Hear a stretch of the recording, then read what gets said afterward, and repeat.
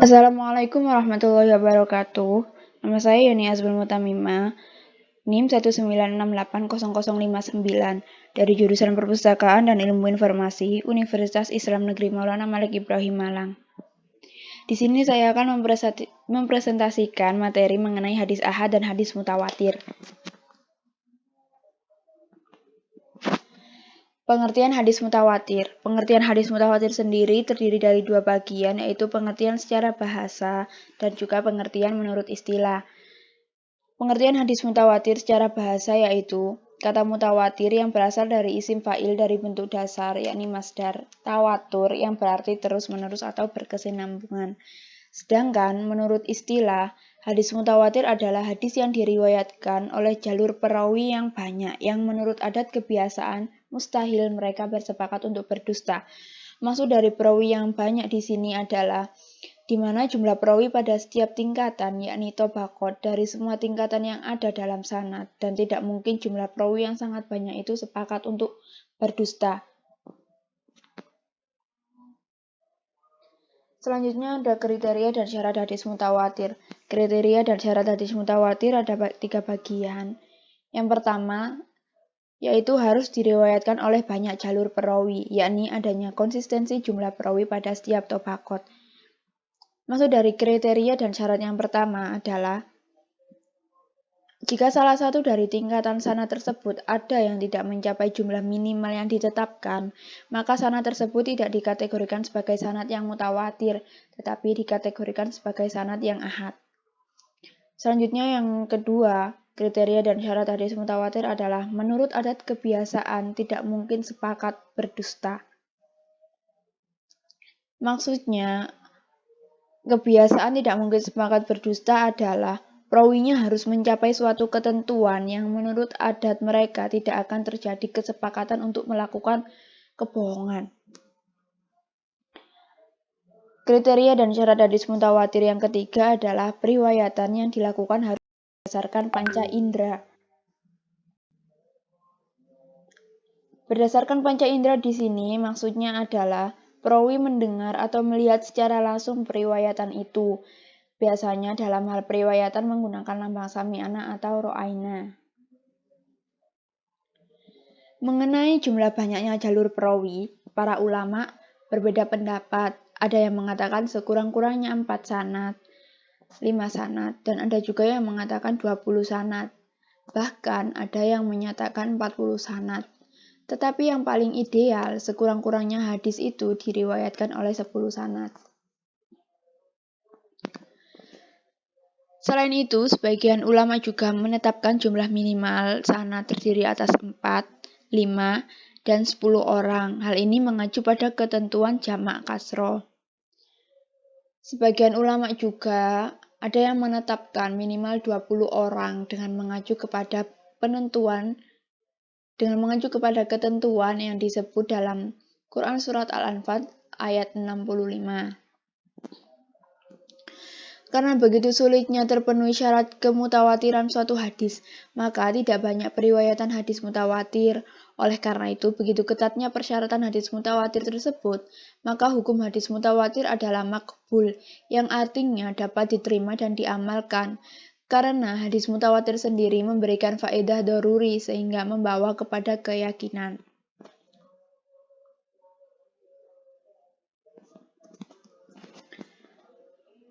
Selanjutnya ada contoh hadis mutawatir, yaitu wa haddatsana Muhammad bin Ubaid al-Ghubari haddatsana Abu Awana an Abi Hasin an Abi Shalih an Abi Hurairah qala Rasulullah sallallahu alaihi wasallam man kadzaba alayya muta'ammidan fal yatabawwa maq'adahu minan nar, yang artinya telah menceritakan kepada kami Muhammad bin Ubaid al-Ghubari telah menceritakan kepada kami Abu Awanah dari Abu Hasin dari Abu Shalih dari Abu Hurairah. Dia berkata, Rasulullah Shallallahu alaihi wasallam bersabda, barang siapa berdusta atas namaku, maka hendaklah dia menempati tempat duduknya dari neraka. Selanjutnya pembagian hadis mutawatir. Pembagian hadis mutawatir ada 3, yaitu yang pertama adalah hadis mutawatir lafzi. Hadis mutawatir lafzi adalah hadis mutawatir yang lafaz dan maknanya sesuai dengan riwayat aslinya, yaitu lafaz dan maknanya itu sesuai dari Nabi Shallallahu Alaihi Wasallam.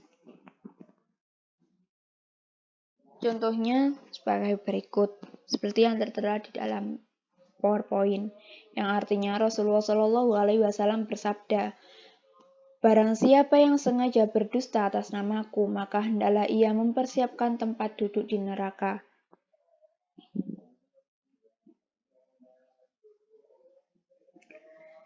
Dari contoh tersebut, menurut Abu Bakar Al-Bazzar, hadis tersebut diriwayatkan oleh 40 orang sahabat. Kemudian Imam Al-Nawawi dalam kitab Minhaj Al-Muhaddisin menyatakan bahwa hadis itu diriwayatkan oleh 200 sahabat. Selanjutnya pembagian hadis mutawatir yang nomor 2, yaitu hadis mutawatir maknawi. Hadis mutawatir maknawi adalah hadis mutawatir yang secara redaksional berbeda antara satu riwayat dengan riwayat lainnya, tetapi ada kesamaan makna. Contohnya seperti yang tertera dalam PPT. Artinya, Rasulullah Shallallahu Alaihi Wasallam tidak mengangkat kedua tangan ketika dalam berdoanya selain dalam doa sholat istisqa, yaitu sholat untuk meminta hujan. Dan beliau mengangkat tangannya sehingga tampak putih kedua ketiaknya. Hadis riwayat Bukhari dan Muslim.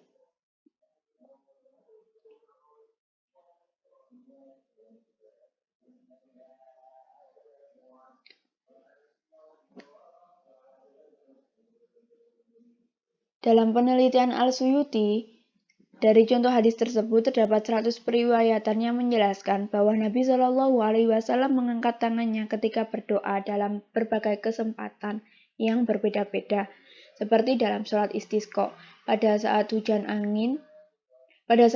dan angin ribut, dalam waktu pertempuran dan sebagainya.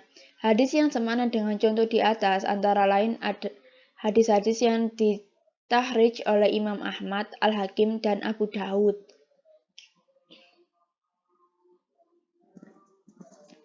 Selanjutnya ada pembagian hadis mutawatir yang ketiga, yaitu mutawatir amali. Mutawatir amali adalah amalan agama yang dikerjakan Rasulullah, kemudian diikuti para sahabat, lalu para tabi'in, dan seterusnya, sampai pada generasi kita sekarang. Contoh dari hadis mutawatir amali adalah tentang jumlah rakaat sholat fardu. Walaupun periwayatan verbalnya tidak mencapai mutawatir, tetapi secara amali telah menjadi ijma' al-ummah.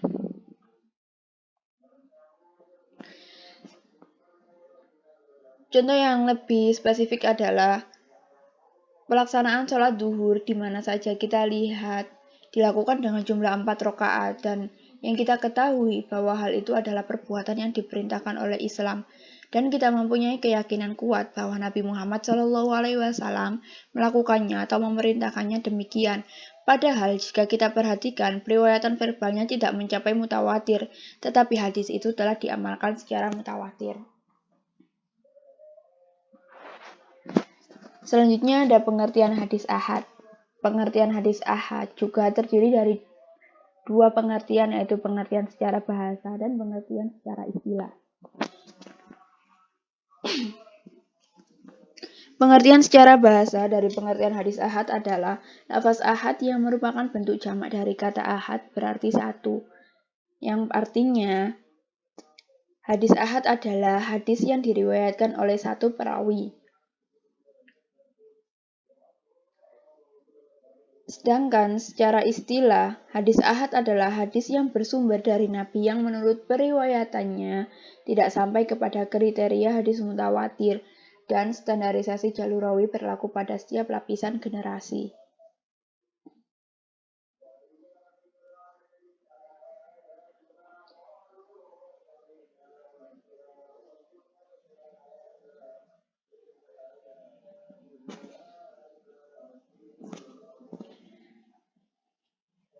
Selanjutnya ada syarat periwayat hadis ahad. Syarat periwayatan hadis ahad ada 6, yaitu yang pertama adil, 2 kuat dalam hafalan, yang biasa disebut David. Yang ketiga, faqih, yang artinya cerdas dan paham. Yang keempat, melaksanakan amal yang sesuai dengan khabar tersebut. Yang kelima, mendatangkan hadis sesuai dengan hurufnya. Dan yang terakhir adalah memahami makna hadis dari lafaznya. Selanjutnya, dalam periwayatan hadis ahad juga ada syarat khusus, yang di dalamnya juga mencakup 6 syarat. Yang pertama adalah sanad bersambung sampai Nabi Shallallahu Alaihi Wasallam. Yang kedua, tidak ada keraguan, yakni shadz dan cacat atau kekurangan, yakni illah. Yang ketiga, tidak bertentangan dengan sunnah masyhur, baik qauliyah ataupun fi'liyah. Yang keempat, tidak bertentangan dengan sahabat, tabi'in, dan kitab-kitab umum. Yang kelima, tidak ada pertentangan atau pencelaan oleh sebagai ulama salaf.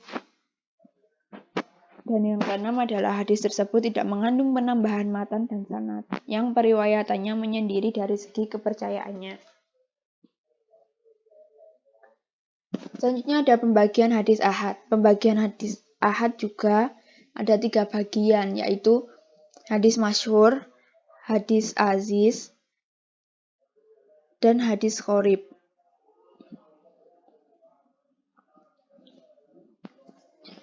Pembagian hadis ahad yang pertama yaitu hadis masyhur. Hadis masyhur adalah hadis yang diriwayatkan oleh 3 orang rawi atau lebih tetapi tidak sampai kepada derajat mutawatir. Contohnya, al-muslimu man salimal muslimuna min lisanihi wa yadihi.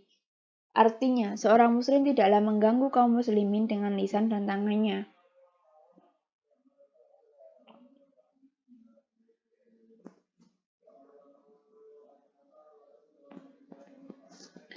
Yang kedua, pembagian hadis ahad yaitu hadis aziz.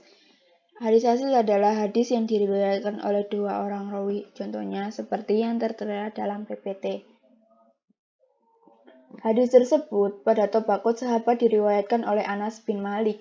Kemudian diriwayatkan kepada 2 orang yaitu Qatadah dan Abdul Aziz bin Suhaib.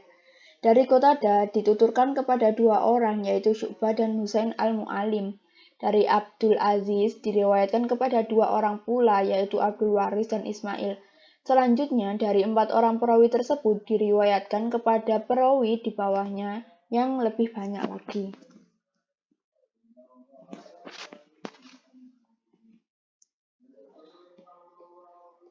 Selanjutnya pembagian hadis ahad yang ketiga yaitu hadis gharib. Hadis gharib adalah hadis yang diriwayatkan oleh 1 orang rawi saja. Contohnya tertera dalam PPT. Dari contoh tersebut, hadis ini diriwayatkan melalui sahabat Abu Hurairah, kemudian dituturkan kepada Abu Sholih. Selanjutnya, oleh Abu Sholih diriwayatkan kepada Abdullah bin Dinar, lalu dituturkan kepada Sulaiman bin Bilal. Oleh Sulaiman bin Dinar diriwayatkan kepada Abu Amir, dari Abu Amir dituturkan kepada Abdullah bin Hamid, Ubaidillah bin Sa'id, dan Abdullah bin Muhammad. Dari Abdullah dan Ubaidillah diriwayatkan kepada Imam Muslim, sedang dari Abdullah ibn Muhammad dituturkan kepada Al-Bukhari. Sekian presentasi dari saya. Jika ada salah kata, mohon maaf yang sebesar-besarnya. Assalamualaikum warahmatullahi wabarakatuh.